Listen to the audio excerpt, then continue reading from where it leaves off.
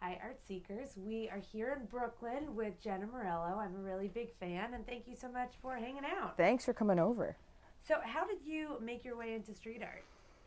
Um, I made my way into street art. I always just kind of, drew and paint or whatever, but I think I made my way into street art more. It went reverse as opposed to me going to paint outside. I went outside to get things to bring into paint.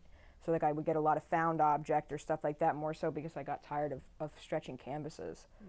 So like I would, my parents were big antiquers, so I would go find a door, find something, and then bring it in to paint because, we can't paint outside year round here. You can only paint, within a certain amount of months. So, and then, yeah, and then from there, I just guess I like to, my ADD's all over the place, so it's a matter of mediums.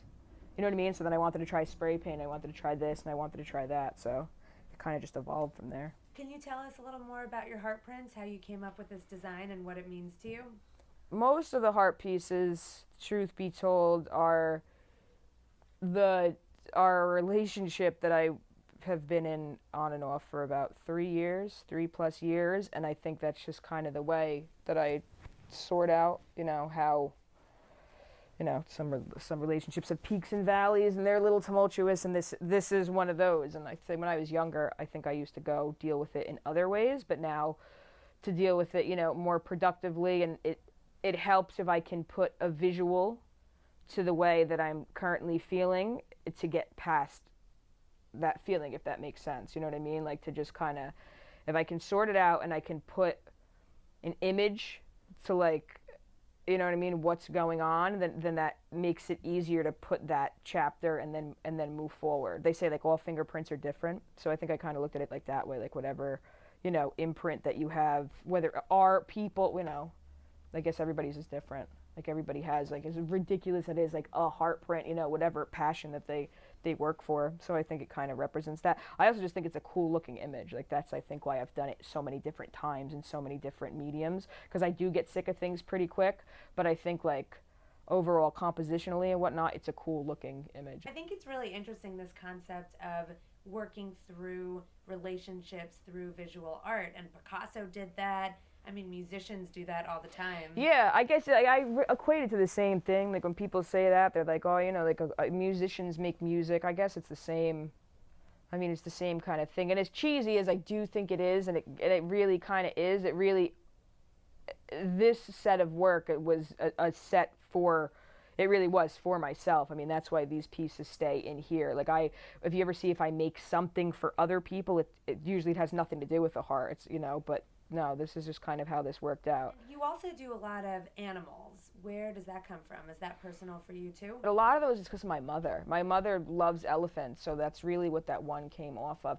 And it's fun, you know what I mean? Elephant for my style, my scratchy, all over the place style is fun because, you could put, more scratches and indents in it. But that influence probably is from growing up in the woods. You know what I mean? Like I like animals and all that, but that doesn't really have much of a deeper meaning other than probably aesthetically. I appreciate your use of the elephant personally because it's reminding you of your mother, and also because elephants are matriarchs. And as a female artist on the street, true. I think that there's a special resonance there.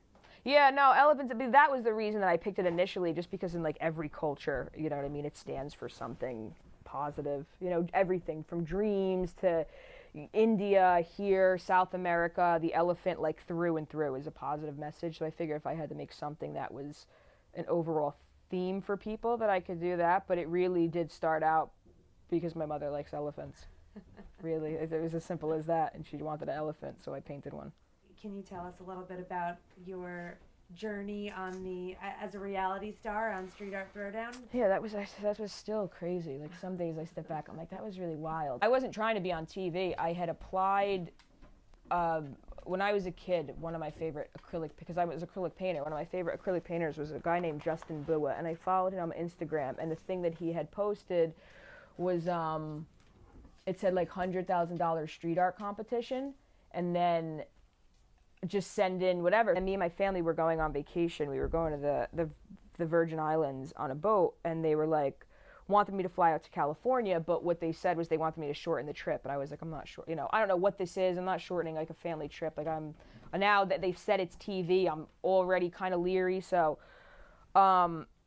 everybody else was out there for a week because I wasn't shortening the trip. When I went out there, I was only out there for 3 days, so I saw nobody. I guess the other people had gone through this whole cattle call that they had to run and jump and do all this stuff, but they did it in a very large group of, I don't know, 50 or 100 people. When it was there, it was just me. So I still didn't know the extent of what this was, because it was just me and some dude. He's like, run a lap around the block. I'm in someone's backyard. I'm like, all right. So like I ran a block around, ran a block, and then he gave me like 3 cans. He's like, spray whatever your hand style, and I don't have a hand, so I literally just sprayed my last name. I had to draw something, and then that was it. I had no control over the marketing and the branding and the corny colors that they did. I had control about what I made, you know. And I think when everything else died down, that was what you were able to say. What's your experience being a woman in what I think is still a pretty male-dominated place? I think it's talent kind of exceeds gender.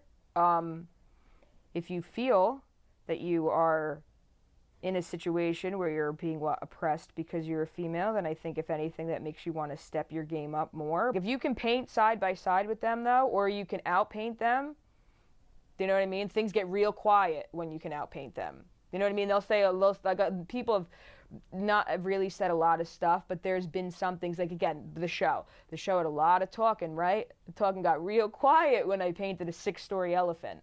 You know what I mean? So I don't have to argue with you. Like when you paint something next to me that big, and then you can trash talk me and say whatever you want all day. If you can do that, you know what I mean? And that's fine. But if you're just going to sit on your computer like a creepo, you know what I mean? And just say something, that stuff doesn't faze me. No one's going to be harder on me than myself.